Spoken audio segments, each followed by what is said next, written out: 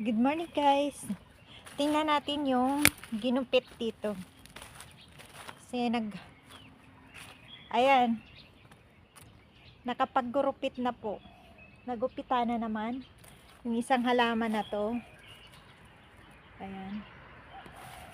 Bali ang taas niya, ayan. Bali ito lang pong isang hilerang to ang ginupitan. Ayan. At saka itong isa. Ganun din ito eh. Ayan po.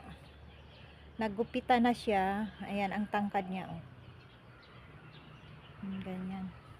Pero ito, hindi pa ito, hindi pa siya ready para gupitan. Ayan. Ayan, dami po dito pa. Ito, hindi pa rin. Ayan po yung iba, nagupitan na.